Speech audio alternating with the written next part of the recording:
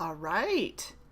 If I'm awkwardly staring at myself, it's because I wasn't seeing the live notification thing pop up. All right, so I am live just a few minutes early, and I just wanted to make sure I have everything set up right and that it's streaming the correct way and all those things because I don't know if you came to, I did this workshop back in, I want to say April. I think April. And I did 3 of them. And I didn't realize till after I had scheduled the workshop out that I had set it up wrong. I set it up as a webinar instead of a stream. And so therefore I went live in the wrong place and basically had to put in the chat where I really was live. So anyways, I figured it out this time. And so if you can see and hear me before I start the actual workshop in a couple minutes, can you just say, yes, I see you, I can hear you, or just give me a thumbs up or something so I know this time I'm not talking to myself like I did in April for my first workshop, which was really fun. When you think you can, you're talking to people. Yay, Katie. Okay, awesome. Okay, thank you guys. There's just nothing worse than talking to yourself. I mean, I do it a lot, but not on a workshop. I'm just keeping it real. Hi, everybody. I'm so glad to see everybody here. I recognize some names, other names. I have not seen your names before, so I'm so excited.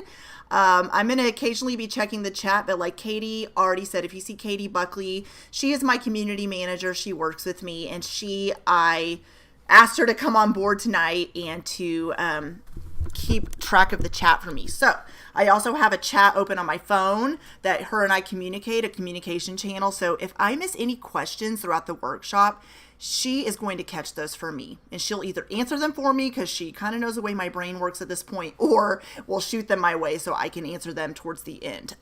So before we officially get started, I'm just going to scroll and see where everybody's joining from. Just finished your first year, Grace. Awesome. Grace Marie. I don't know if you go by Grace or Grace Marie, but that's amazing. It only goes up from there. And honestly, year 1 is a learning curve. And so give yourself a pat on the back for getting through that first year. That's amazing.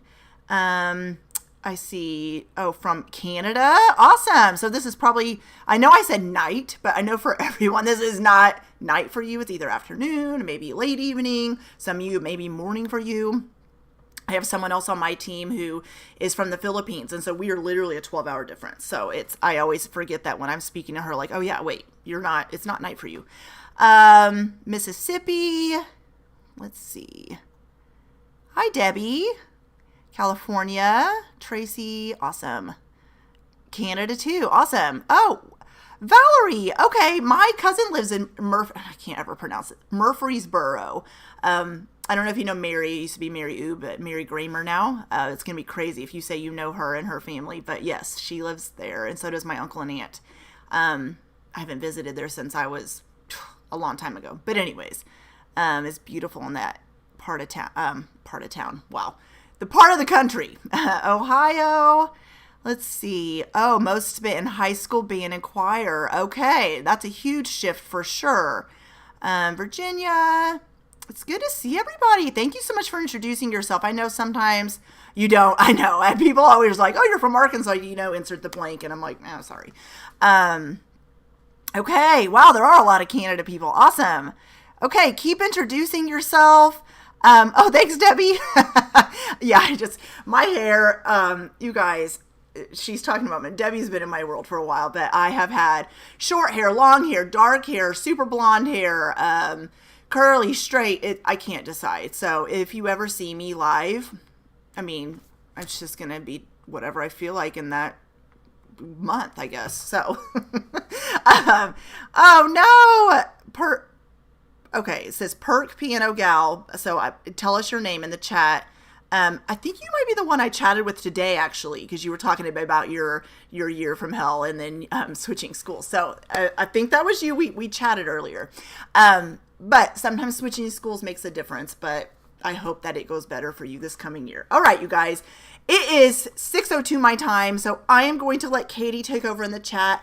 Please feel free to keep introducing yourselves and chatting, and she's going to catch any questions, like I said, as I get going, that I may miss.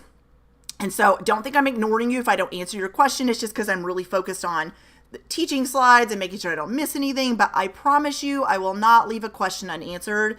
And towards the end, in fact, is when I will do a question and answer, like a designated time to answer any questions I may have missed throughout. But usually what I like to do in any workshop I give, I like to stop after each section or portion and answer questions related to that particular section. So, but if I, like I said, if I miss yours or you think of something after I have talked about that particular topic, then we will definitely get to your question later on. Okay, let's get going. So you are in the How to Design curriculum for your elementary music classroom. 5 easy ways to simplify lesson planning workshop. I know that is a lot to say, but basically what you're going to learn in this workshop is how to simplify lesson planning. And we're going to talk about 5 ways to do that. And my goal with this workshop or any training I give or any kind of PD, even on my podcast, is for you to leave with even one action step that you can take as soon as tomorrow. I realize right now you may not even be thinking about planning lessons, or it may be like the furthest thing from your mind. You're like, listen, I just got to summer. Let me rest a minute. I totally understand. I wanted to host this workshop early though, so you could take what you learn and start applying it for when you are ready to begin lesson planning again. Okay, now, this is what's fun about being live. There we go. The screen I needed, I couldn't find because I have about 800 buttons open. 800 tabs open right now. Okay, so the first thing I want to mention is access. If you would like to, you do not have to use it, but it's just a super, super quick PDF I threw together. It's not fancy, but pinned at the top of the chat is a PDF that you can access, that you can look at throughout the workshop, use it to guide your, I want you to think through how to apply what you're learning to your teaching situation. And so make sure you access that before we get, oh, you're still teaching. I just saw a comment come in. Access that before we get going. And as you do that, I'm going to continue moving forward. And Katie, I'll need to copy and paste any links. You'll need to copy and paste any links I give tonight. Oh, she's talking to you guys. I thought she was talking to me. Sorry. Yes, Katie is going to put different links I share in the chat as well. So Katie, if you could post that PDF again, my brain is like all over the place, in the chat for those that may, viewers, thank you. For those who may have missed it or can't access the pinned link or whatever it might be. Okay. Tonight or today, or if you're watching the replay, whenever it is for you, I'm going to show you how you can make the ultimate shift from struggling with lesson planning weekly to knowing how and what to plan each week by adding systems and a proven framework.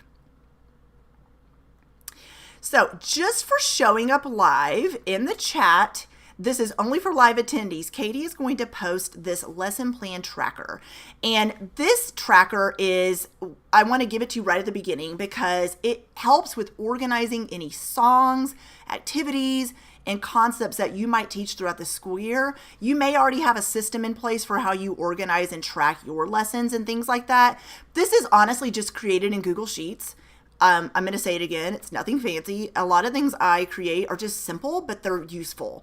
And so, yes, she's going to post it in the feed. And so the lesson plan tracker is basically, it's for K-5 is what I have created it with a drop-down menu, but you can add any grade you teach, any grade level. So the first column is the grade you teach, and then you can add in any songs or activities you're working on. You can add in what resource you pulled that from so you're aware, and if you've started it or it's in progress or whatever.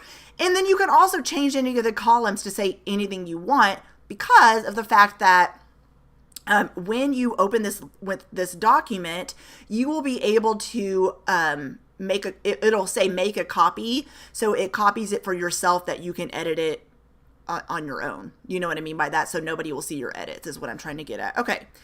I am not seeing, this chat is not, oh, there it is. Nope, that's not it.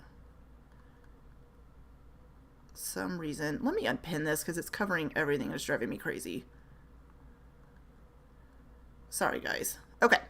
Alrighty. So, screen is very blurry for you. Oh, no. Is it blurry for everybody else? If it's blurry, I might be this light. Let me turn this brightness down, and hopefully that helps. Oh, it's as low as it'll go. I got this new light above my computer screen, and I'm wondering if that's what's making it blurry, because it's showing up clear for me on my end. Okay, I don't know. That's okay. Thank you. Someone else said no. Okay, because I just wanted to make sure that wasn't for everyone else. Okay, Katie, did you post that link? 'Cause I'm not seeing it. And if so, I don't know why I'm not seeing it. I'm just making sure people are accessing that. I'm going to make sure she shared that, and then I'm going to keep going. I'm not going to stop every time I talk, because I just want to make sure that you guys are able to access the links I'm sharing. So if I'm saying access this, that you're actually seeing it. You don't see a link. Okay. I'm going to, Katie, they're not seeing it for some reason. No, they're not seeing the links you shared. So I have it right here. I'll just go ahead and copy it because I have it open. I don't know why they're not seeing it. That's weird. I wonder if I have the settings weird, and if so, I'll figure that out later. Okay, well, I just shared it. You guys should be able to see that. Hopefully you can see it now. And then for, I still have the PDF pinned towards the top of the workshop. Why would she not be able? I guess that's a settings thing. That's fun. Okay. Well, anyways, Katie's going to still help me with the chat at least. Okay. Got it. Thanks. Okay, great. Okay, we're going to move forward. So if you stay with me until the end, I'm also going to give you a free ebook copy of my book, Make a Note What You Really Need to Know About Teaching Elementary Music. And this is, you can find the paper copy, the paper book copy on Amazon, and the ebook copy on F-Flat Books. I wrote this book based around what I wish someone had told me before I got into teaching elementary music. It's a simple read. I just literally wrote it from my heart and just shared what I wish others had told me. And so stay till the end, and I will link to you a copy of the book. If you've already gotten a copy of the book, like a paperback or an ebook, then you can share it with a friend, and that's totally fine with me. Okay, so turn off all distractions. I understand. I'll be looking down occasionally. I'm literally just checking the chat with Katie. But I say this, and I know we're busy. We're all adults here, right? But I just say this so you can focus, and I don't want you to miss anything. And so if you can, turn off all distractions, or at least just have your phone on silent. I won't hear it ringing, but and if you have to go and come back, I totally understand. So I said it's 5 ways to simplify lesson planning. So the very first thing, actually, the number 1 of simplifying lesson planning, I'm going to share before the other 4 things. So we're going to start off by talking about what a songs and activity list is and why it's important. Oh, good. Okay. This is honestly step 1 of simplifying lesson planning. It's one of the building blocks to creating a curriculum map and scope and sequence. Blocking out time, seeing the bigger picture, and taking it one grade level at a time is important. So I'm going to talk to you about what that means. And instead of letting lesson planning overwhelm you, start simple, and then you can add to the list on an ongoing basis by dividing it by grade levels. Okay, so I said all that spiel. Now I want to talk about what this is. I picked just a random, I guess it's not random, well, it kind of is. I picked a random concept, and I just said, let's talk about how I would create a song and activities list for reading, rhythm reading, and counting. I guess I should have said rhythmic reading. So I just said, okay, lower elementary and upper elementary. I classify lower usually first and second. Kindergarten's lumped in there, but they're a whole different beast. You guys know that. They're in an island all on their own. Upper, I usually 3rd, 4th, 5th. But with my songs and activities list I have created for myself, I've also broken this down by grade level. I created just a simple 1-pager thing just to show you for the sake of teaching.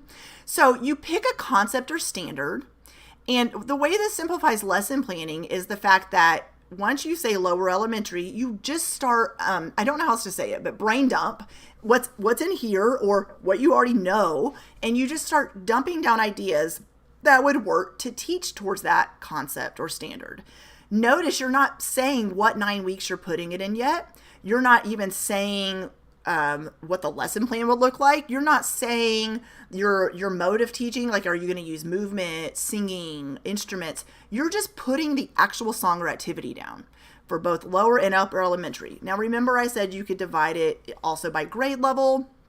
And I also, when I said I want you to start simple, this is what I mean. Start simple.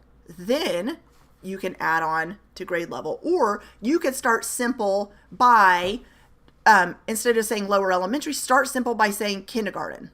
Then once you have some ideas down for kindergarten, go to first grade. But just start with one thing at a time. Katie, I'm still not seeing links. That's really weird. I wonder if I need to make you, let's see if it'll make you a admin or something. Add as moderator. Let me see if that helps. Okay. I made you a moderator, so let's see if you can post links now. My goodness. Okay, so this is what's called a songs and activities list. I don't know if you've ever done anything like this. I know if you're taking Kodály training or levels, it looks way different than this and a lot more detailed, but they talk a lot about making songs and activities lists. The reason this is important and the reason this is a first step to simplifying lesson planning, because if you're anything like me, you have a ton of different materials and resources you can pull from. And sometimes when you sit down to lesson plan, you forget what's where, or you forget what song or activity could cover a certain concept or standard. So when you have an ongoing list, and by the way, you could say peas porridge hot, and right here, hyperlink to it, or you could put next to it a book and page number. Yay, Katie, we can see a doc now. Awesome. Okay, I guess I needed to make you a moderator. You can put what page number it comes from or a book. And then you can also make it even more detailed by when you add this, which we're going to get into, your scope and sequence and curriculum map, then you'll know where to add this in because you're going to go back up here to the concepts and standards. Okay, so let's keep going if that's confusing to you. And by the way, just take a screenshot of that and use it to guide your own in creating your own. I want to make sure I didn't miss anything explaining that. Okay, so here's what I want you to do when you're creating your own song and activities list. I want you to literally just open up like a Google Doc, okay?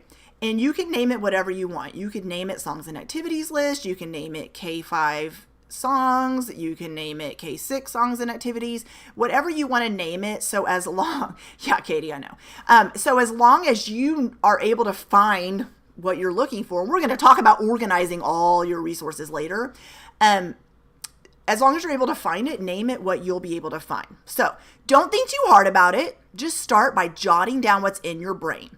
You open the doc, you're going to name it whatever, and then pick one grade level. I don't care which one it is. Just start with one grade level. Then for 10 minutes, it doesn't have to be tonight, but for 10 minutes, you can have this as like a homework assignment tomorrow. I hate saying that, but for 10 minutes, you're going to fill in the main concepts you teach the entire school year to that grade level. Yes, you can pull out a curriculum map you've used. Yes, you can look back at materials you used this school year. But I want you just from here to just jot down quickly. What do I teach? It can be as simple as steady beat, rhythm, melodic concepts, down the list. It doesn't need to be detailed, and just jot it down as quick as you can. Then I want you to spend 10 minutes organizing where you would like to teach those particular concepts and standards throughout the school year. Note, we're not turning it into a Google Sheet yet. We're not making it fancy. This is just all on a document. So, for example, I'm going to say first grade. And then I'm going to say, I just named some concepts, right? I just named literally like different, this is going to be right around an hour. You're going to take some concepts and you're going to just put them down. What would I teach to first grade? Then I'm going to say, okay, steady beat was one of them. And to the right of steady beat, I'll type something like first 9 weeks. And then I'm going to say maybe even next to that, say how long would it take to cover that? I might say heavily focus on it for 3 weeks. So how you organize your doc, and ask questions as I get going, but as you organize your document, this is what you're going to do for each grade level. Take a grade level, put down on a document what concepts you teach throughout the school year, then to the right of those concepts, say when you might want to teach them throughout each 9 weeks. Also looking at what worked with where you taught them last school year, or what maybe didn't work. Maybe it's not that steady beat being taught in the first 9 weeks didn't work. Maybe it's the fact that you didn't spend enough time on it, or you spent too much time on it. Doesn't mean just because you're focused on steady beat at the beginning of the school year, we know you teach it all school year long. But where are you really focusing on that concept to get it ingrained in your students' bodies and minds and all those things so you can continue on the rest of the school year? Okay, it's like dumping out a puzzle. This is how I view this. You're dumping out a puzzle. The pieces go everywhere. This is what curriculum design is. They're dumped everywhere. And then you start putting the pieces together. So when you're designing your curriculum, starting with the songs and activities list we talked about a minute ago, and then moving into dumping out concepts on a document and deciding where you're going to teach them, what are we doing here? We are having a puzzle piece over here with the songs and activities list, a puzzle piece over here with dumping out concepts and where I might want to teach them in the 9 weeks. But these puzzle pieces are going to be fitting together to form your decision making with curriculum map and your scope and sequence, which we're going to get into in a minute. So it is like having the puzzle dumped out, and you're eventually going to put them together in a cohesive plan to have all of this long range and short range planning documents ready to go. So when you sit down to plan each week, it is a simpler process. So from there, after you have that one grade level, you have dumped out the concepts for 10 minutes, you have decided where you want to teach them in the 9 weeks. I want you to spend 10 minutes brain dumping your favorite songs and activities that teach to those concepts under each heading. Kind of like the document I showed you a minute ago with rhythmic, reading, and counting. How might you teach each concept? You, my friend, will officially have your outline of the school year for one grade level, which will fast track your curriculum design success for other grade levels. This is a process you can continue with each grade level and will eventually turn into your curriculum map and scope and sequence. So I hope none of that confused you. We're going to go into more detail, so stay with me. But remember, the song and activities list, brain dump each grade level with concepts and how long you might spend on those concepts in what 9 weeks, then move on to the songs and activities. Eventually, you're going to put them into a document, one cohesive document that you can turn to every school year. Okay, so let's talk about why you're here now that I just probably confused you guys. The reason number one is you're excited. You're excited to learn about curriculum design and how the overall process contributes to simplifying lesson planning. Maybe you're motivated. You have a plan for lesson planning and a curriculum you follow, but you're motivated to improve the way you do things and to learn more. Or maybe you're intrigued. You're not sure what exactly curriculum design is. Maybe just saw this workshop pop up on social media or in your email inbox, and so you're curious. So I want to know which one you are. I want you to leave the word excited, motivated, or intrigued, or more than one word if all three or two or three of them both, all three apply to you. Or maybe you relate to two or all three is what I mean. Tell me in the comments which one you are. You're excited about creating your own curriculum, motivated to lessen the overwhelm from planning each week, or intrigued with simplifying lesson planning, or all of the above is fine too. Motivated. I see a lot of motivated. Awesome. So whatever your motivation, I'm excited to fully support you. This is where the magic happens at my computer, where I record my podcast, where all the planning goes down. I love that. I love lesson planning, to be honest. See, I am one of those nerds too that loves lesson planning. And when I talk to some teachers, they're like, what? So I see a mixture of responses here. And I'm so glad you're here. Whatever your reason for showing up, like I said at the beginning, my goal is for you to leave even with just one action step that you can implement to help lessen the overwhelm and the burden when it comes to lesson planning. Okay, this is my family. I wanted to throw a picture of this in here so you guys get a little personal glimpse of who I am. I have 3 boys, and Owen is to my right in this picture. Brady's to my left, my 2 redheads. And no, they're not twins. Owen's 13, Brady's 11. He's just super tall like his dad. And then Reese is 8. And so this was in front of my mother-in-law's house last Christmas, I think. And I bought these shirts that they were all really thrilled to wear, especially Owen, as you can see from his face. And we are going to touch on that, what to do if you have too many resources and you get overwhelmed. We're going to talk about this, so stick with me. So who else am I? If you have not met me before, first of all, it's nice to meet you. I am starting a new teaching position in the fall at Virtual Pathways Academy. This is a brand new virtual school, so I'm super excited to start. I've also designed curriculum for various states and Virtual Virginia. I just completed a project, another company from the UK. I help design curriculum for them. And I'm the host of the Elementary Music Teacher Podcast. I'm the author of Make a Note, which you get a free ebook copy of at the end of the workshop. Director of the Learn Professional Development Platform with F-Flat Books. It's brand new. It's a brand new PD platform that we just launched. Also the founder of the Harmony Membership and the Curriculum Design Roadmap course. And I have a bachelor's in music education and a master's in educational technology.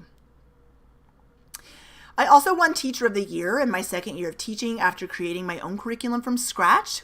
I said no to the many curriculum resources available that didn't serve me or my students, and I said yes to the lessons that lit me up and were relevant to my students. So let me talk about this for a minute. I'm going to hang on this slide for just 1 second. When I say I created my own curriculum from scratch, those of you that have heard this story before, stick with me. I started at a school. My very first teaching position was in Tulsa, Oklahoma. At a low-income school that hadn't had a music program for 7 years. I walked in there in the middle of the school year because I did my student teaching in the fall, so started in January. And I literally, when I say I created my own curriculum from scratch, because I had nothing. So when I say I created my own curriculum, I started by just using the Spotlight on Music books because that's all that was in there. And then I slowly started accumulating things and figuring out how to what I wanted to teach with. But I didn't want to just go song by song by song. So I literally laid out resources on my floor, starting with those Spotlight on Music books. And I started creating what I'm teaching you. I started saying, what do I want to teach my students? When in the school year do I want to teach them? Some of these students have never had a formal music class. So what am I going to do to help them succeed? Then I started finding songs and activities to teach towards those concepts and started deciding how long to spend on each concept. And that's exactly what I'm teaching you to do. The thing is that takes work up front to do, but once the big chunk of the backwards planning is done, then the short-term planning becomes easier. Because you have this plan, you have a map, that's why it's called a curriculum map, and then you're able to say, what am I teaching? Oh, I have a song list. Oh, I'm going to put it in here and teach from that. And when I said no to many curriculum resources, well, I didn't have a lot at first.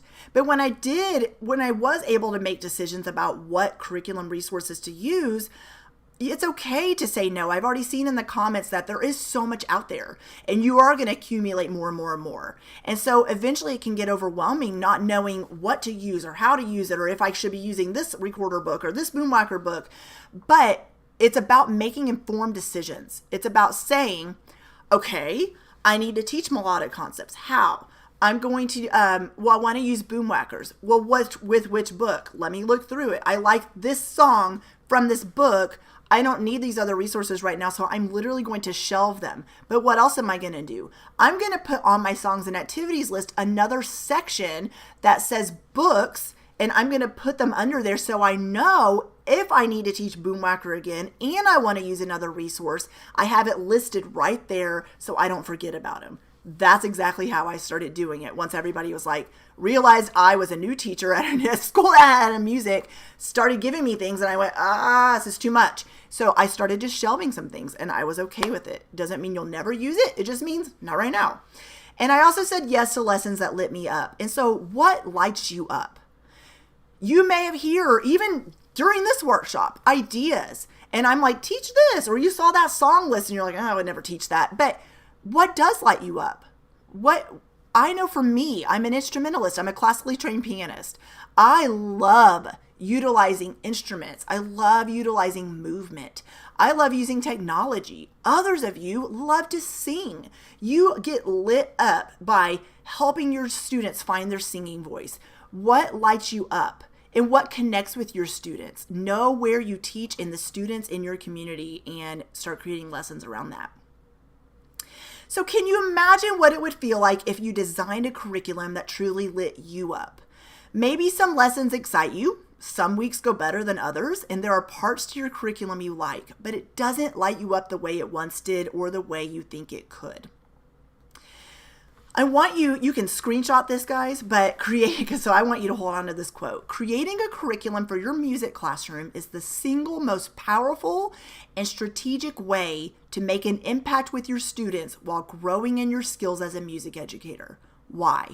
Because when you have a plan in place and a curriculum to follow, your students will be more engaged in the learning process because you're going to be more confident. You're going to know where you're going. You're going to know where you started and where you want to end. You're going to have this map you're following, and your students are going to follow right along with you. Is it perfect every day? Of course not. But your students will eventually, they're going to follow your lead. So creating a curriculum for your music classroom is so powerful. And when I say creating a curriculum, I'm not talking about, we all know those online curriculums, like, I'm not going to name them all, but you know what I mean. I don't mean like create a super big curriculum. I mean, creating a curriculum means looking at the resources and the lessons and the ideas you have and creating curriculum for your own personal classroom of what you're going to teach throughout the school year. So let's talk about where we're going as we move forward, and we're going to get into the meaty part of this workshop tonight. We're going to talk about starting with the end in mind. We're going to talk about knowing your desired results for yourself and your students, planning assessments before mapping out the lessons, having a system in place. I'm going to give you an opportunity to work with me even further, and then I'll answer questions, and that's when you'll get your free ebook copy. So, number one, start with the end in mind. This is really number two because number one was when we talked about the songs and activities list at the beginning. But starting with the end in mind is starting with backwards planning. What is backwards planning? It is keeping the bigger picture in mind for the year. So this is how I look at it. The year, the quarter, the month, week, days, and class periods. That is backwards planning. When I say start with the end in mind, a lot of times I'm just as guilty of this. We say, what am I teaching the first week of school? I see this in Facebook groups all the time. There's nothing wrong with asking that. I'm in the process of researching that right now too. But what is missed is, why are you teaching that the first week of school? What concept are you focusing on the first week of school? Are those concepts also going to be taught the second and third week of school? How will you make sure your students understand that concept before moving on?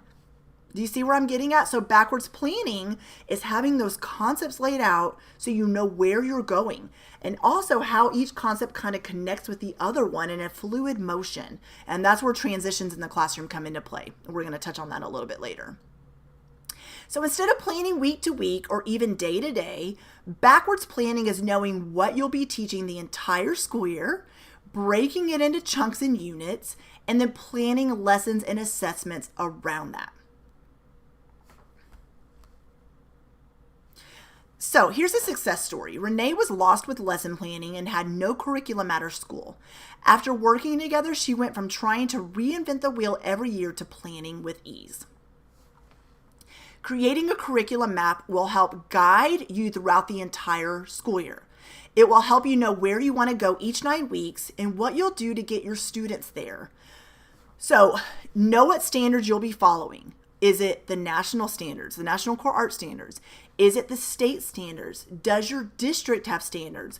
For me, when I was in Oklahoma, Oklahoma had their own music standards, but then when I started teaching in Tulsa, my district had created their own music standards. And I was like, okay, so I guess I'm using these. When I compared them to the state standards, they were pretty similar. Then I had someone throw in the mix, why don't you use the national standards? So when I started looking at those, I noticed they're also very similar, but a little different. Now, this new virtual school I'm going to be teaching at, they're following the Texas standards, which when I got looking at them, there's just a couple different nuances here or there. Like, for instance, one of them I can think of right now is the 4 singing voices. They have 5 not singing voices, the 4 voices, they have 5 voices. And I was like, what? Okay. Just, 1 extra. And so, and if you ask me off the top of my head what it is, I don't remember, but that's what I'm saying is each standard will look a little different. So know the language of the standards you're following and how to read the language of the standards, which will tie into assessment like we'll talk about later. Are the standards you're following already broken into 9-week chunks for you? I know there's some districts and states that do a great job of that. It says, okay, so I just said I worked for the state of Virginia. Virginia had some of their standards. Those of you, if you're in here and you're from Virginia, the standards I was using to create this 4th and 5th grade online curriculum, for the state of Virginia was some of them were broken down already into 9 weeks. It doesn't mean that I used it this exact way it told me to, because I'm a black sheep sometimes, but I thought that was cool because I haven't seen that very often. So know the standards you're following and see if they're already broken down into 9-week chunks for you, or do you need to kind of do that yourself? Then, do you need to create a map, need to map out a scope and sequence on your own? After that part is done, you'll be able to start creating lesson plans around the curriculum map. So yeah, the language is so different. And that's why it's important. I know in college, especially, a lot of times they just, I mean, I can't speak for every college, but a lot of times they'll focus on, and we have a lot of Canada people here too. So I'm curious to hear what you guys follow. But a lot of times they'll follow the national standards just to kind of, I don't know, because they don't know where you're going to end up. So a lot of times when you step into a teaching position and you're like, oh, what are these state standards? Oh my gosh, these look totally different. It takes a while to figure them out. So my word of advice for you is to just pick one. Know if there's one that you're expected to follow. And if so, follow that and take time to really go through the language of those standards so you understand how it's worded, and you know if it's already divided into 9 weeks. And if not, make that informed decision of how you're going to move it around in a way that makes sense for you and your students. So what grades do you teach? This will determine how your curriculum map, songs list, and scope and sequence will look. It's okay to combine songs and activities for grade levels while teaching towards the different concepts. When I say this, a lot of times I can't see your faces, but when I've done Zoom calls, I get teachers that are like, what? So let me go back to what I said earlier. I started at a school that hadn't had music for 7 years. I naturally just started doing this. I said, okay, I'm going to answer questions right before I get to strategy 2. So hang in there, guys. When so let's say first and second grade, I would maybe have them do, let's say, Mr. Frog on a Log. Gosh, what's that song? I can't remember the title, but Mr. Frog on a log sings a song the whole day long. That song, they would maybe do the same song, but the standards and the language of the standards were a little bit different. So even though they might do the same song, I may add an instrument part for second where first grade didn't. Or second grade may do an extra movement activity where first grade is focused more on steady beat. So it's okay to do the same song when you're working on your map, but you don't have to do that. You can totally do something different with each grade level. It's up to you. This is you're determining and making the decisions of what works for you and your students. So before I move on, I'm going to go over here to the chat and I'm going to make sure I am going to answer any questions that I missed around the first section. Okay, let's see here. I think I went up too far. I'm seeing, okay, for some reason not showing me the live feed on that. I'm going to go back to this other screen and I'm going to go back up. It's not showing me the chat on the actual YouTube video itself. Okay.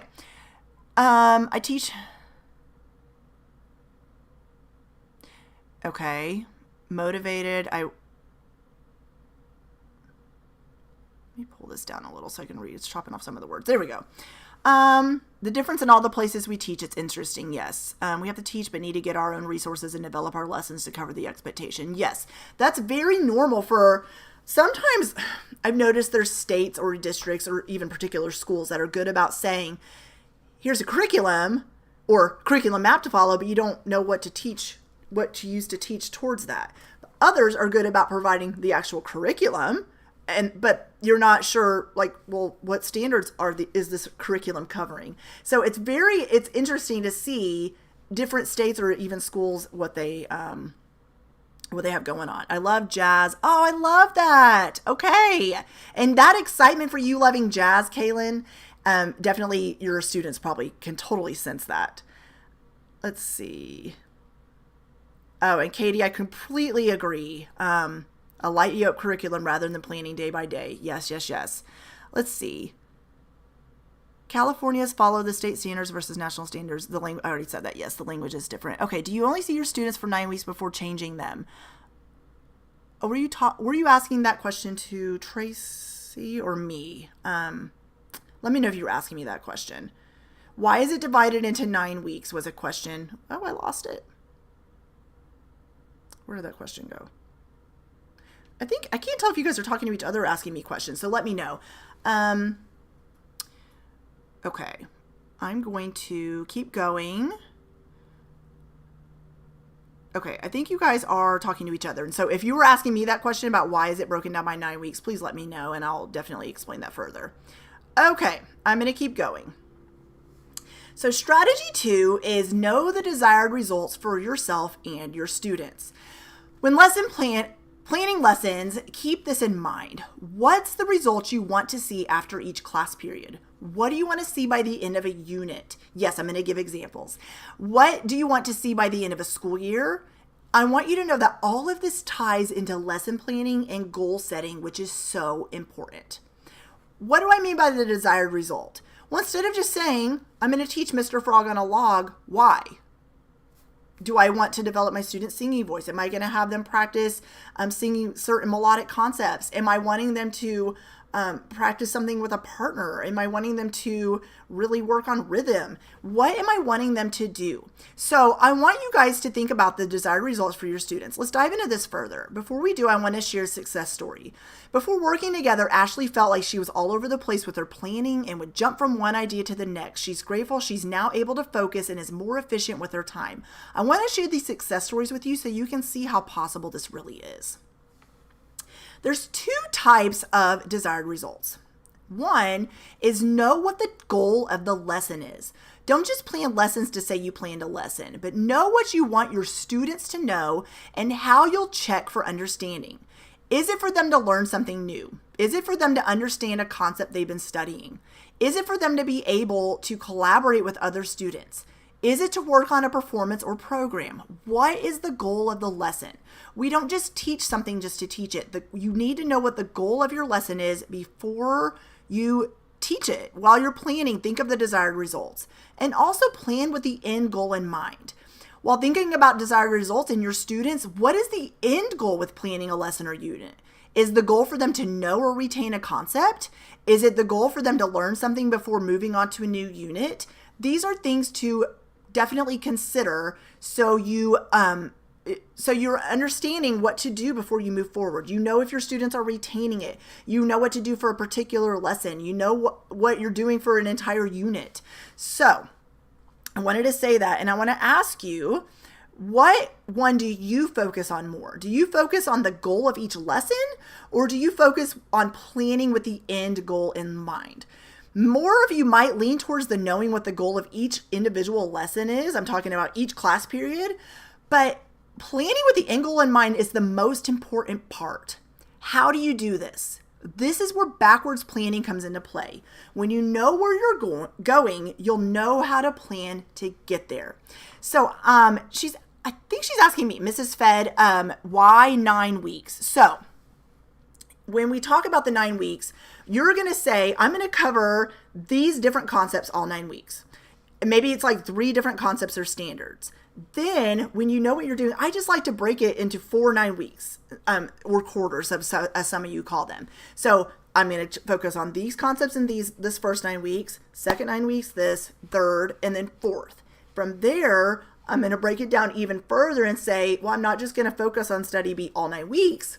I want to heavily focus on it for 4 weeks or 3 weeks. And then I can move it around if my students need more time or less time to understand that concept. I hope that makes sense. Okay, I'm seeing goal of each lesson.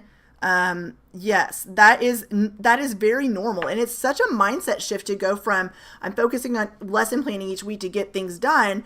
But when you do shift that and focus on the end goal of the lesson or the unit or the entire 9 weeks or the school year, and then you look at how you're going to get your students there, it really, really does help you find success. If I want to create a curriculum for my music room, do I need to be an expert? What do you think the answer to this question is? Do you think you need to be an expert? And I'm curious to see what you say because I got an answer for you. I love that, Kaylin. Awesome. I want to let you know that you already are an expert. Have you ever viewed yourself as a curriculum design expert before? Maybe you've never thought of yourself that way. You don't need any special training. You do not need any type of credential. You don't need to take some special class. You are an expert. If you're planning lessons for your students and you're planning assessments and you're figuring out the goal of each class period they're in there, you're a curriculum designer. You're an elementary music teacher who is a professional, and you can do this. So let's keep going, and I'm going to talk about how. You do not need to be the greatest music educator in the world. You just need to know your teaching resources, your teaching style, and your students. What do you already have available to use, from entire curriculum to resources to one-off lesson plans? What do you already have available to use before you go out and look for new things? What is your teaching style, which I just touched on a little bit earlier? How do you like to present lessons to your students? Maybe you've never really stopped to think about that. By the way, your expertise is what really ties into this. You're using your expertise in your teaching style to teach lessons to your students based around how they need to learn. How do your students best learn and enjoy music making? What do you notice? What do you see? What questions have you asked them before? What do you like doing in here? What songs do you like? What do you want to do in the music classroom? And start getting some feedback from them, because I think that's amazing. When you get student feedback, it's so important. So I want to go back to this question one more time. Let's go back one. If I want to create a curriculum for my music room, do I need to be an expert? And the answer to that is no. Well, yes, no, and yes. You don't need to be an expert in the sense of the way you're probably thinking about it, but you already are an expert. And I want you to see that you already have the skills it takes to do this. Your students are your students. They'll each have different needs and will also need lessons differentiated based on their learning styles, academic needs, emotional needs, and based on the way you best teach. So this nonsense of always comparing, I'm putting myself in this category too, of comparing ourselves to other music teachers and how they do things is nonsense, because they're not you. You can take an idea, but you can make it your own. You can take an idea and you can change it up. You can take an idea and you can say, not that way, but this way. Because you are an expert at curriculum design, and all those different ideas I just shared are part of the curriculum design process. Whether it's using one curriculum, a mixture of resources and lessons, or completely designing your own, it's not the content that matters most. It's your willingness to believe in your abilities and to know you have what it takes to help the content make sense for your students. So before you begin the curriculum design process, I really want to instill in you that you are a curriculum designer. And it's okay to use one curriculum, a mixture, or design your own from scratch. I know a lot of you in here are even songwriters. No two music teachers will teach the same two songs to cover a concept the same way. So instead of trying to fill your class time and song list with so many songs you don't have time to get to them all, focus on quality over quantity. Do you believe in your abilities? And do you believe you have what it takes to create a curriculum that makes sense to yourself and your students? And I want you to tell me in the comments, do you believe in your abilities? Do you believe you have what it takes? Before you get in here and dig in the process and start making a songs list and start mapping out what concepts you're going to cover each 9 weeks and start putting down what songs could teach for those concepts, do you believe you do have what it takes to do this? Sometimes it's the fear of not knowing how that can hold you back or keep you stuck. It really can. It's the, I can't do this, or, I don't know where to start, or, oh my gosh, she's giving me so much information. I don't know which one I'm supposed to do first and second. It can get overwhelming. Okay, so I'm going to go and check the chat one more time. And then someone asked let me check something real quick. Need to know how to start. Yes, I feel you. I'm going to check something real quick, because someone asked if I'm sharing an example of a curriculum map in scope and sequence. And stay with me just a minute. You guys keep chatting, because off the top of my head, I don't remember if I have put that in here. And if not, I'm going to share that. I'm going to open up and share it. Let me look real quick. And then I'm going to answer questions, so stick with me. I want to look on my phone so I don't accidentally skip and miss my spot. Okay. Nope, I did not put it in my slides. So thank you for that feedback. I'm going to definitely include that for next time. Okay, let me go over here. And I'm going to minimize this real quick. Nope, we're not going there yet. Where's the... Okay. Where is my... Oh. Oh, I know why. Never mind. Give me 1 second. I'm going to move this over here real quick, and then I'm going to go back to that slide. Okay. I'm going to show you, in fact, I'm going to just show you guys right now what I have been doing when I'm planning for my virtual school, if this will work. It's being really slow. Okay. As you can see right here, I did a whole brain dump, like I told you guys to do, with songs and activities and concepts and all the things. This, and someone asked, what is the difference between a curriculum map and scope and sequence? So I want to show this to you. It'd be easier to show than explain, and then we'll go back to the slides. Okay, a scope and sequence is, this is the one I designed for myself. I went down and I said kinder through 5th grade, right? Ooh, that's really big. Let me minimize this a little bit. It might look teeny tiny now, but I'm trying to make sure you guys can see. Okay. So then I went here and I said, okay, these are concepts I put in this column that I didn't know yet where I'm putting them in the 9 weeks. Then I went, I'm putting them here because I will put them in later. Then I went over here to all 9 weeks. I'm going to be covering different things. This is the first 9 weeks, second, third, and then fourth is over there. So a scope and sequence is the big picture. It is the every 9 weeks. So notice I'm not breaking any of these concepts down into weekly things yet. I am just dumping them down, like I told you guys to do already, into 9 weeks. Now let's go over, and I'm going to, this says right here, I know you guys can probably not see this, so small.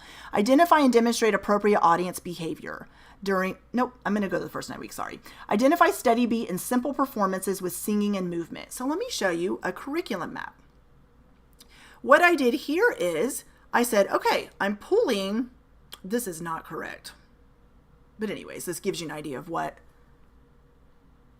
Okay, learn the 5 voices. I have not fixed this yet to match my new teaching. Yes, I did. It's right here.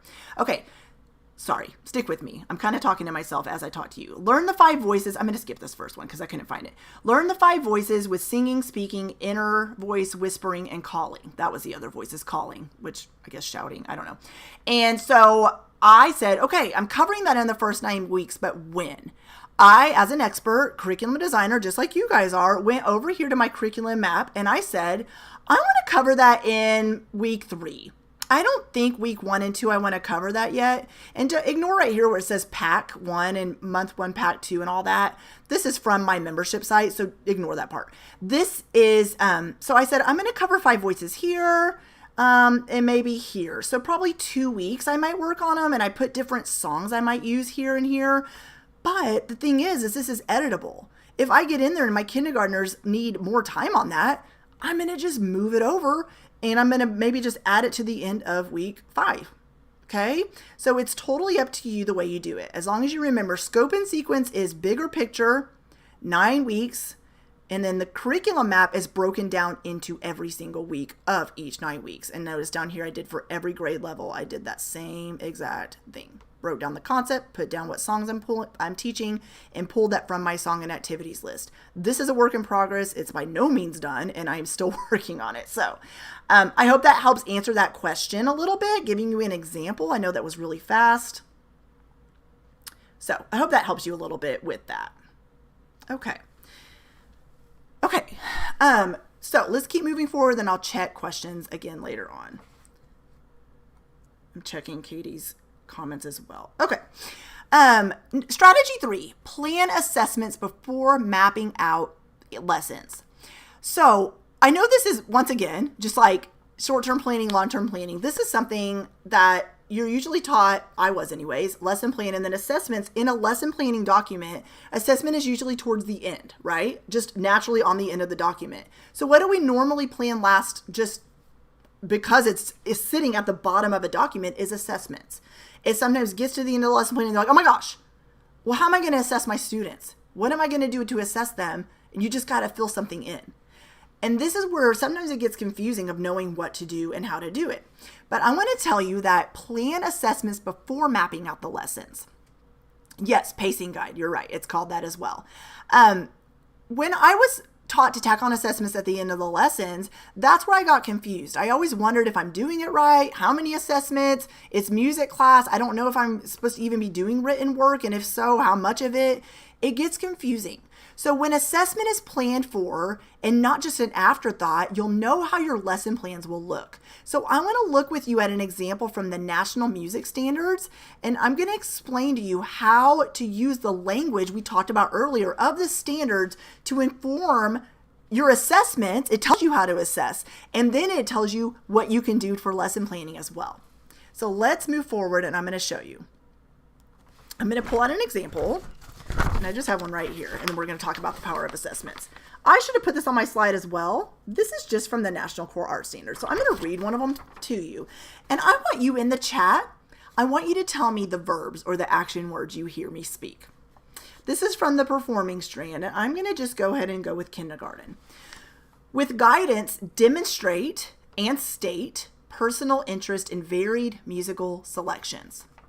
So there were two verbs. Which ones did I say? And I'm going to say it again. With guidance, demonstrate and state personal interest in varied musical selections. What were the action words there? I'm going to give you guys time to answer. And then I'm definitely going to be going back up to, yay, good job, guys. Didn't know you'd have a pop quiz. Okay. So why am I reading this? Remember the very beginning, I told you to know the language of the standards you are reading. What does that mean? Well, when I just read this, I'm like, with guidance, demonstrate and state personal interest in varied musical selections. I used to just go, okay, my students need to tell me what kind of music they like, right? I mean, it was just kind of like, I don't know. But if it's saying your students, your kindergarten students should demonstrate, what could they do to demonstrate? I mean, without even looking at the rest of the sentence, what can they do to demonstrate? How do kindergartners demonstrate they understand something in the music room? To me, they move, they could sing, they could tell you, they could show you in another way, they could write, they could, yes, keep filling that in. How could they state something? Well, obviously, telling you, but it also doesn't have to just be verbally, non-verbally. It could be, give me a thumbs up if this, hold up the number of beats, things like that. They could tell a partner. They could tell a small group. They have to try it exactly. So let's continue. It says demonstrate and state personal interest in varied musical selections. So when I'm thinking of assessment and I'm lesson planning and I'm seeing this strand, I'm saying my students are going to demonstrate and state. Then I'm going to say how, just like you just did. Students will demonstrate and state with movement, and then they're going to be doing at the top of the lesson plan, use this song, and students will move to it and show me their musical interest. They'll show me and explain why they like this song by ... Do you see how that kind of happens? You're reading the language of the standard, the action verbs, and then you're turning it into a lesson plan based around the whole language that is already given to you. So this was like an aha moment to me when I started realizing how simple that was. Like, oh my gosh, it's telling me right there. And of course, going back to every single one is different, state, national, district, but use the words that are already there to inform how you're going to assess your students, then decide how you're going to lesson plan in order to get to that assessment. Okay, so that's what I'm getting at here. The power of assessments. If the goal is for students to retain what they're learning and to truly understand the concepts being taught, then we need to rethink the way students are assessed. There's nothing wrong with a test or a quiz, but are students using higher order thinking skills while taking these types of assessments? When students are able to collaborate in small groups, create something together, present ideas, ask questions in a deeper way, or even do an interactive assignment, assessment for you and the students becomes a lot more fun. So let me give you some other ideas here. Why assess before planning? The goal is for students to retain what they're learning. You'll be able to plan for higher order thinking skills. Bloom's assessment, anyone, right? Bloom's taxonomy. Assessment becomes less boring and more fun when it's thought out. You'll know when and how to check for understanding throughout the lesson. Students are given the opportunity to collaborate and share ideas. Less interruptions happen during instruction time. Assessment is much more than just the grade you give your students. Of course you need to do that. Of course you're required to turn in grades. But assessment is more than that. It's checking for understanding. It's also allowing students to do self-assessment and reflection as well. It's giving them opportunities to share their work and ideas with their classmates. There will be days even the best planned lessons don't end up working well. That's perfectly okay, and it's about keeping track of the data and knowing how to improve that for next time. Data is so important. Tracking data of lessons that worked. Tracking data if your curriculum map and scope and sequence is going the way you thought it would on paper, or if you need to rearrange. And by the way, always keep notes.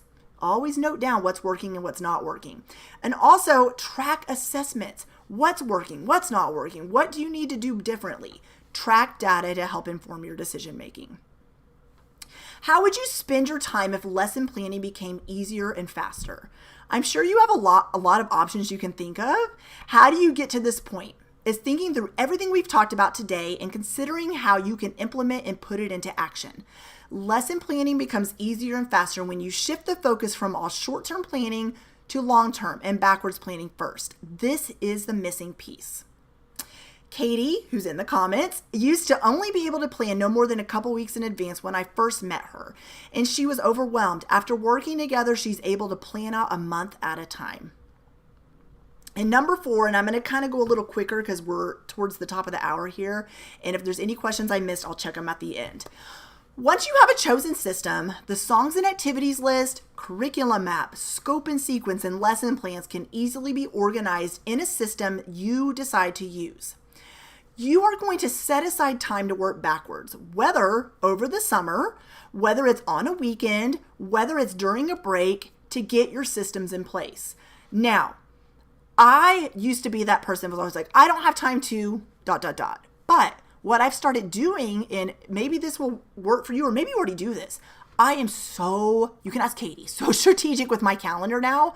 I look at it ahead of time and I say, instead of I don't have time to do whatever, I say, this week I need to find an hour block to whatever. Then I put that on the calendar, and when I put that on the calendar, it's an uninterrupted block of time I need to get something done. So when you're sitting here tonight or today or whenever you're watching this, and you're thinking, okay, she's told me to create a songs list. I need to create a curriculum map. I need to create a scope and sequence. I need to create like systems and organize things and all these things. How? How am I supposed to find time to do this? Let's go back to a word I talked about way earlier in the workshop where I said simple, simplify. What can you start first? Going back to the very beginning, what was an action step I wanted you to take first? I want you to start with a grade level, put concepts down, then brain dump songs and activities. If you don't ever turn that into a formal, fancy document like you just saw me share, start with that. So let's talk about, though, when you do eventually have a curriculum map, scope and sequence, songs and activities list, lesson plans you're accumulating from all over the internet, how do you keep track of them? And that's what we're going to talk about now. What system works best for you? The beauty of being a music teacher is you get to decide how you'll keep up with your lesson plans and what apps or websites work best for you. Keep a list of activities, assessments, and lessons that you can easily plug and play into your planning based around the scope and sequence, whether you use a digital or physical system. The pros of using a digital system like Google Drive. When you use something like Google Drive, everything is in one place and easily accessible from home or work. It works great because you can organize everything into folders and sync up your Google Docs, slides, and sheets all into one Drive folder. When I just opened up the Drive and I clicked on Pathways Virtual Academy, you saw me have some other subfolders there, and I had different documents laid out. I work with a team now, and each of them have their own folder. We have a Google Drive folder just for the domestic musician. I have other folders, and I mean all kinds of Drive folders with subfolders in them, and then that's how I track things. Also, when it comes to keeping track of things digitally, not only Google Drive, where you can have a whole Drive folder where you say, each of your grade levels could have folders, kinder, first, second, third, fourth, fifth, and then another folder that says planning resources. And in there, that's your curriculum map, your songs and activities list, your scope and sequence. Kindergarten, you can just have a kindergarten songs and activities list if you want. You can also have a document there that also states resources you pull from, whether it's on the internet or in-person resources, all listed and organized in a digital way for you to pull from when you need it. Another great idea is, this is not Google, but on your computer, I have bookmarks, I'm looking at them right now, where you can have specific folders there just for your school, and then you can have one even for each grade level, so you can have a drop-down menu. When you find those songs and activities on the internet or shared in a Facebook group or an Instagram, put them there or add them to your songs and activities list as ideas you can go to later. I have YouTube videos saved right now, some podcast episodes, books I want to look at, Instagram ideas I've seen, all in that brain dump document I just showed you earlier. So have a system that works for you and just do that. The cons of using a digital system is when you use something like Google Drive, if the internet is down, so is your work time. This is very rare, so I would not let this reason alone deter you from having a digital system in place. The pros of using a physical system is when you use a physical system, you can organize lessons in concept binders with color-coded sticky notes by grade levels. You can include songs and what binders they come from in your songs and activities list.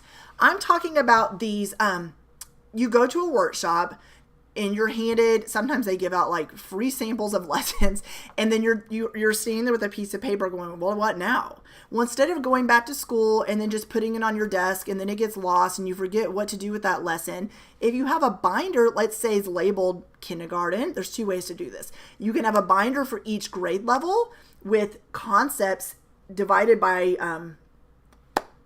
tabs, there we go, my brain's not working, and then you just insert that in whatever tab it comes from, and then on your songs and activities list, you put that on there, go this song, blah, blah, blah binder, and then look for that sticky note that's sticking out of where to find it. Another way is to have concept binders, where instead of each grade level has a binder, this is the way I did it. I would have a concept binder, so like Steady Beat, for example, and in there, I would have towards the beginning, lower elementary activities, and towards the end, upper elementary activities, and I would also include those on my songs and activities list so I could easily refer to them later. So this is just a other idea for you. The cons is when using something like binders, it's frustrating when needing to plan from home and not having access to these materials. In my opinion, using both of them hand in hand works together best. Most of the time you won't just have digital resources or just physical resources, but you'll have both. So my biggest piece of advice is to use both. Just because a particular curriculum, another teacher, or even an instructional coach says to teach a concept or to plan a certain way doesn't mean it's the way. You have a unique personality, so trust your gut and when you're finding resources and lessons, and also trust your gut of how to organize and keep track of what you have in place. It's all about having just systems that work for you, whether it's digital or physical. So let me know which system works best for you. Do you love digital? Do you love show me the binders like in Jerry Maguire? Or do you like both? Tell me in the comments. Okay, and as you guys comment on that, I'm going to keep going. When it comes to simplifying the planning process, you have both. Great. Instead of going out and trying to find all the new books, resources, materials, websites, apps, and so on, use what you already have available. Start with what's in your classroom already. When you're making that list of activities and lessons, think about what you have that you can already use right now. Make a schedule. Go to that calendar we talked about. Go to that calendar. I want you to look at your schedule of when you'll block off time to work on the bigger projects we've discussed, and have a plan for the way you'll lesson plan during your plan time in each day of the week. So when you sit down to plan during the school year, you're like, okay, am I going to focus on some backwards planning stuff today? Assessment stuff? Some short-term planning? What am I wanting to work on? When you look at an upcoming unit, you can break it down by the weeks, then days, and then think about assessment opportunities as well. So before I keep going, I am going to scroll up and make sure I did not miss any questions. Once again, I went too far. Give me a second. Let's see here. I went all the way up to where you guys say motivated. I went too far. Sorry, give me a second.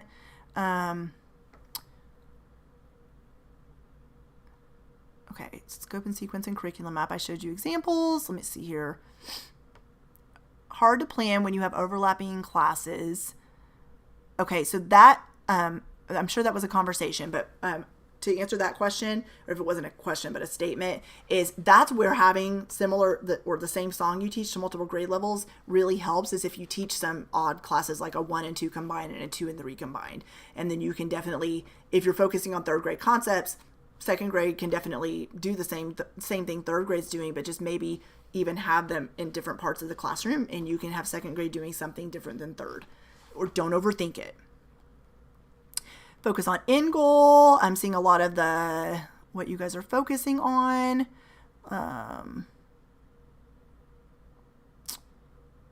Okay, give an example of the difference. Oh, I already did that. Okay, guys.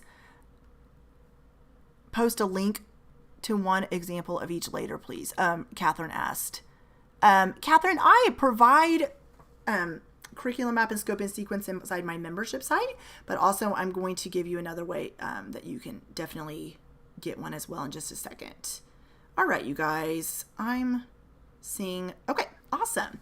Yes, and if you would like a certificate for this workshop, if you just email me, jessica@thedomesticmusician.com, I will shoot you a certificate towards the end. We're almost done. This is going a little longer than I wanted because I've been stopping to answer so many questions, which I want to. I want to provide as much value as you need. So it's normal to think, what if I can't plan a curriculum effectively?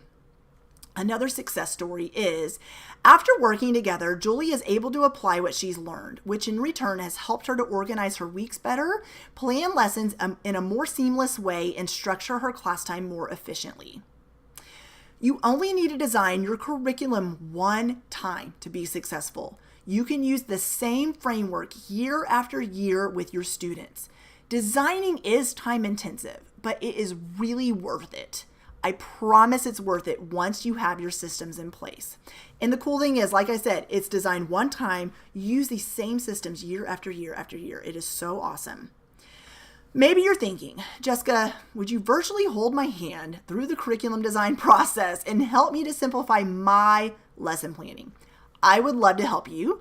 I use the years of learning things the hard way and going through many tears and stressful nights to help save teachers I work with so much time and sanity, to be honest.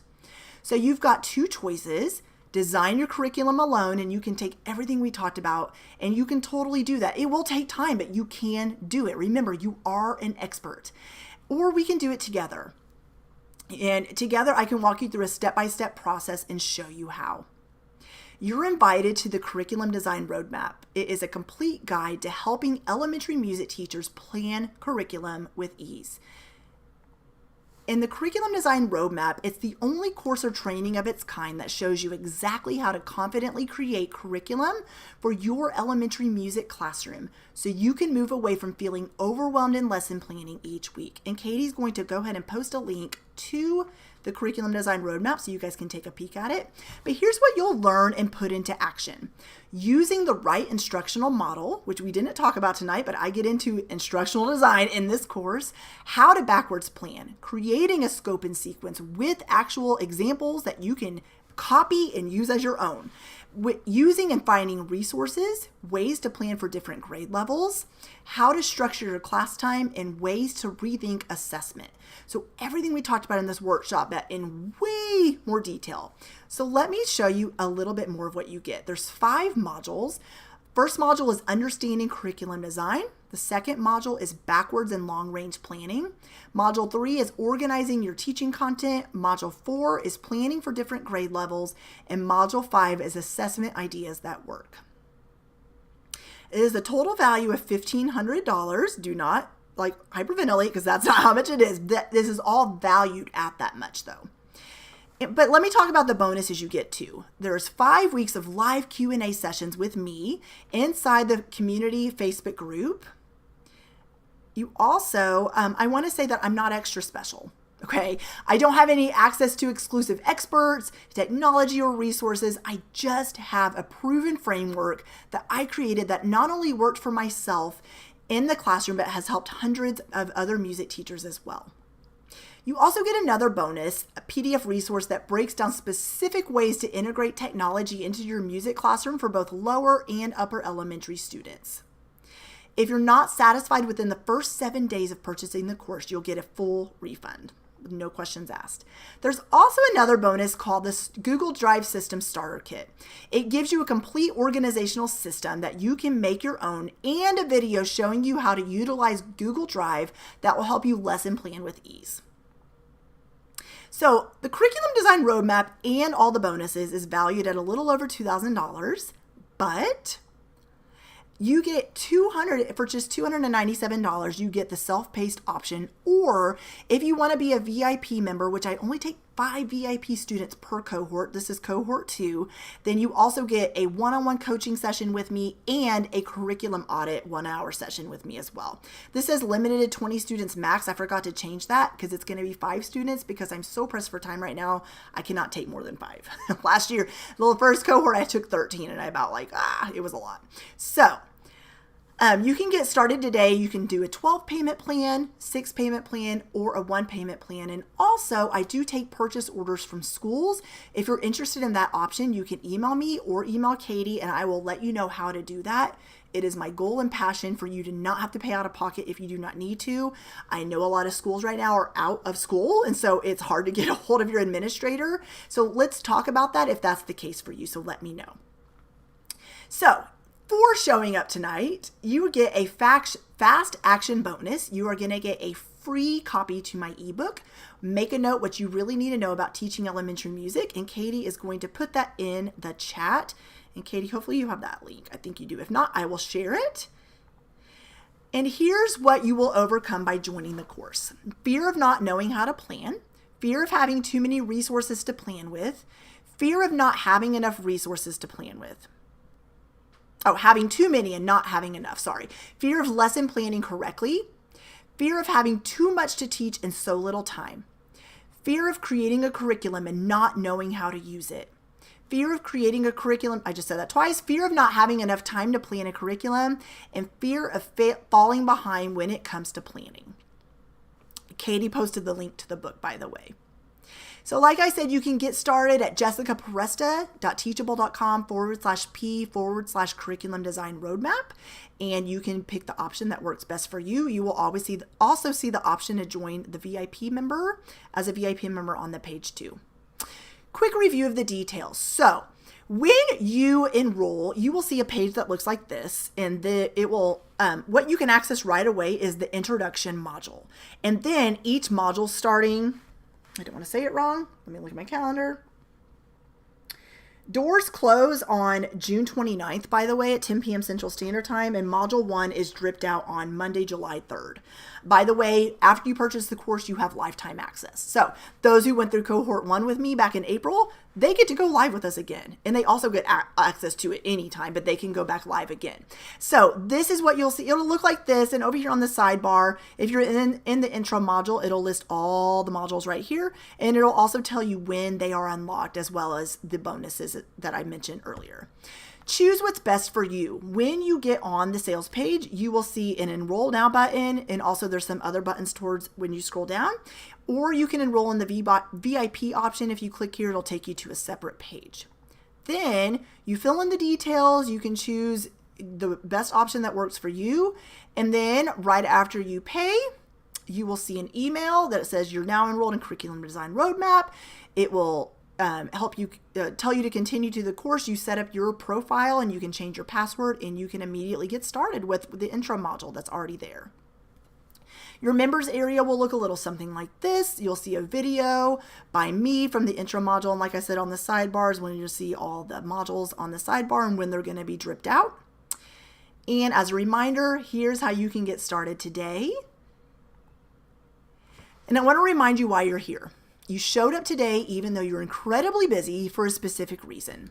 You feel stuck. Your current lessons aren't as effective as you want them to be, but you're not sure of the next best move. You feel tired. You're exhausted from lesson planning week in and week out without seeing much results from your students from the hard work you've poured in. You feel burnt out. There are a lot of balls to juggle, and honestly, most days you feel burnout. You're wanting to get something off your plate to help with the overwhelm. You might have doubts like, I want to design my own curriculum, but, or I don't know if I can really design my own curriculum. So let's address some of those. I want to talk about the curriculum design sweet spot. Do you have skills and the know-how to apply what you learn? Yes. Do you want to know how to identify your students' struggles and wins and learn how to implement this into lesson planning? Of course you do. Do you know what lights you up in teaching and want to use this in your lesson plans and curriculum design? Yes, you do. Do you believe in your lesson planning potential? I hope you sure do. If you said yes to any of these, you're definitely ready to build out a curriculum you love. And that's what I call the curriculum design sweet spot. It is your skills and your know-how. You're the expert. And then your student struggles, challenges, and desires. It's knowing that, what works for them, what's not working so well, what lights you up when it comes to teaching, and then your lesson planning potential. You have so much potential, and this is the curriculum design sweet spot. Another thought might be, I don't have the time to design curriculum right now. I completely understand. The entire course is available on audio or video, and you can take the lessons with you on the go. Although each module is unlocked 1 week at a time, you can go at your own pace. In fact, during cohort 1, I have 3 students that didn't go through it live. They thought they would be able to and weren't able to. So they're going through it at their own pace right now and are still asking me questions, and I'm still answering them. And they're watching the Facebook Live replays that they missed. There's no such thing as falling behind or keeping up because you get lifetime access. But Jessica, I don't have curriculum design skills. Can I really do this? It's not the amount of training you have that matters. It's your commitment to grow and your desire to learn in this course that does. Because the whole point of learning is to gain new knowledge and apply that knowledge towards your teacher life. You don't have to know anything about designing curriculum to find success in this course, because I will show you a step-by-step approach. Or maybe the thought of trying something new with my students scares me. I've got you covered. And this course will not only go over the content, but will work through mindset issues you might be experiencing along the way as well.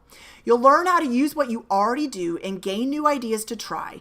Not only that, you'll be able to ask questions of the other CDR students in the members-only community. But I wouldn't even know where to start. Well, that is why I give you a checklist for each and every module where you can have a step-by-step guide of, did I do this? Am I ready to do this? Did I do this before I go to the next thing? And so you're going to have a welcome video and steps to take before module 1 even drops. I won't ever leave you hanging, and will provide you with the support you need to feel successful each and every week. So as a reminder, you can get started today and get lifetime access by heading to jessicaperesta.teachable.com/P/curriculum design roadmap, and you will see the link to enroll. I want to read one more success story. This was actually one of my beta members, and she said, I'm so excited to feel more confidence in building out curriculum and being more intentional in my planning.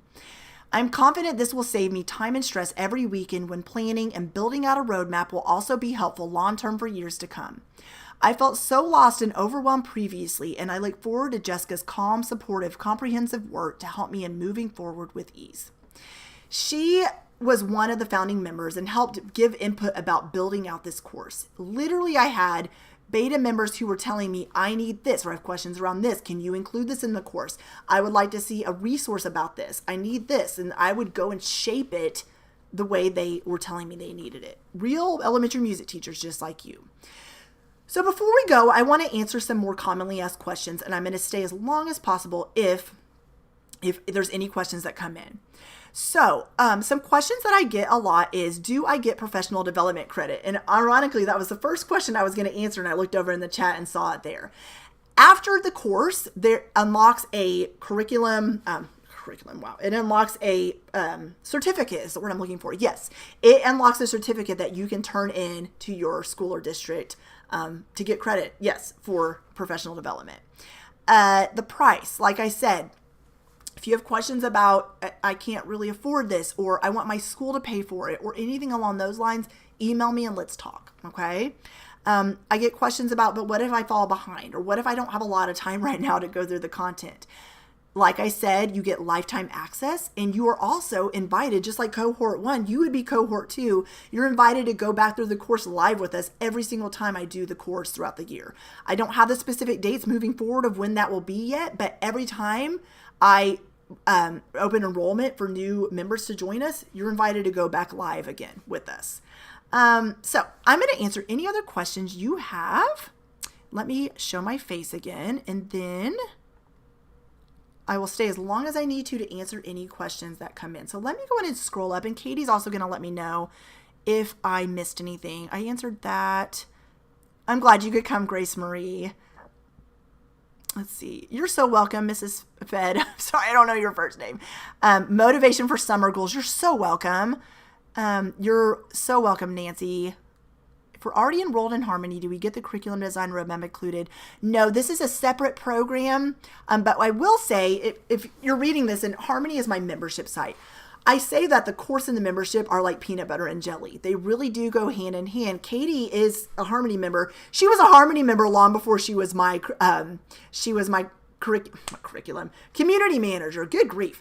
And Harmony helps you. It provides lesson plans and ongoing support and themes of the month and all things you need to keep you motivated as you teach, where the course dives deep into lesson planning and curriculum design and assessment. So when you have that in place, and then over here you have the ongoing support and the done for you lesson plans, they really do go together hand in hand. And by the way, we have organized the themes in Harmony to go along with the course. So I hope that helps answer your question. Let's see what else. I answered that. Jessica, for great professional development. You're so welcome, Debbie. I'm so glad you could come. Cindy. Okay. You're so welcome, Anna. Thanks. Okay. Awesome, Kaylin. Let's see. Thank you, Katie. That's so awesome. Like I said, the doors, you do not have to make a decision tonight. The doors are open till next Thursday, June 29th, and I will close the doors at 10 p.m. Central Standard Time. On Friday the 30th, I will send an email to all the new members welcoming you to the course, and then Module 1 will drop Monday, July 3rd. So you have a while to kind of think about it, to make a decision, to email me with any questions. Sorry, that's my dog barking. And also on that sales page as well, there's a live chat button. And when you chat, it goes directly to my email. And I may end up forwarding those to Katie as well to help me answer questions that come in. So make sure you ask any questions you have. I don't want you to feel stuck. If it's not the right timing, it's totally fine.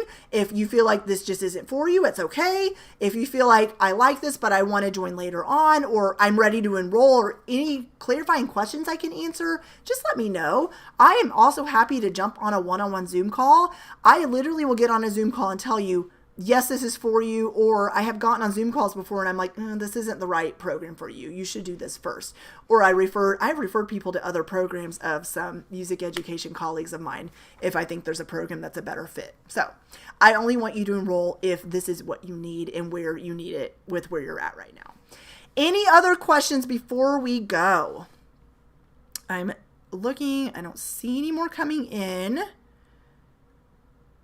If you have any other questions after I go live, please make sure you ask. If you're watching the replay and you have questions, please make sure you ask as well. All right. I don't see any other questions coming in, and I know we went way over an hour, but I hope you found value from this. And whether you join or not, whether you join the course or not, my goal, like I said at the beginning, with any workshop I host is for you to even find one action step that you can implement in right away, that you can, kind of wrapping your mind around backwards design and why a song list is important and why planning for concepts matters and looking at the bigger picture. All those things I talked about, even if you just take one of the ideas I shared and you're able to implement it, I hope that it is helpful for you and you're a little bit, eager and ready to go when it comes to school once that time is here. So you guys have a great evening, morning, afternoon, wherever you're joining, and I will see you soon. Bye, friends.